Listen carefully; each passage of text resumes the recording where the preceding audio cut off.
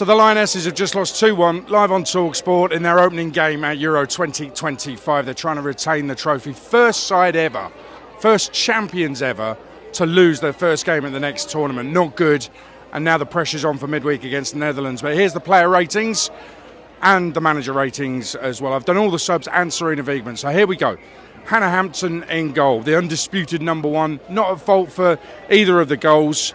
And actually, she got Lucy Bronze out of jail. She'd hit a really soft back pass. Hannah Hampton did well there. I'm going to give her 6 out of 10. Lucy Bronze herself, game management for the second goal especially, was really poor. It's one of the poorest games I've seen Lucy Bronze play. Seriously experienced international, brilliant footballer, but really not at it at all this evening here in Zurich. So Lucy Bronze gets a 3 out of 10. Jess Carter. Once Cascarino realised that Jess Carter was no match for her, she absolutely tore her to pieces. It's a 2 out of 10 for Jess Carter. Leah Williamson, listen, defensively, England were not sound at all. Leah Williamson's the captain. She needed to do something about it. I love her. I think she's great. But that was a 3 out of 10 performance, Leah. Ellie Greenwood, part of a defence I can't defend. I'll give her a 4 out of 10. Keira Walsh, overall not one of her best nights, but really good technique for the goal that got England back in it with a bit of a lifeline towards the end of the game. Too little, too late, I'm afraid. Keira Walsh gets a 4 out of 10. Georgia Stanway.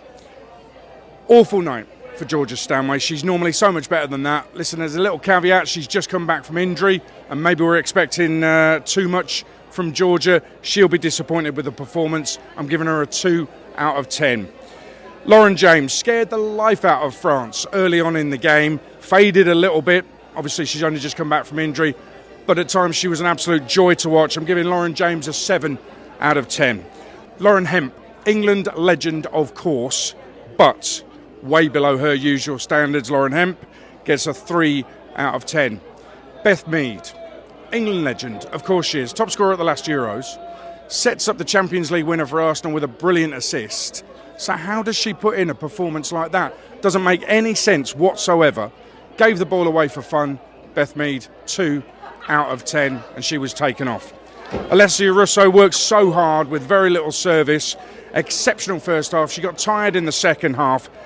Other than the dodgy VAR decision that ruled out her goal, didn't really look like scoring either. I'm going to give Allessia Russo a 7 out of 10. She worked so hard. The subs, Ella Toone would have wanted more impact off the bench. She'd have wanted to start as well. 4 out of 10. Khloe Kelly, another legend who didn't really do enough off the bench. 4 out of 10.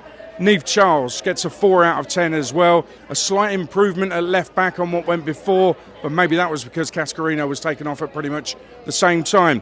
Michelle Adjiman came on 86 minutes, Michelle Adjiman, and she was the best player for England on the pitch in that short space of time.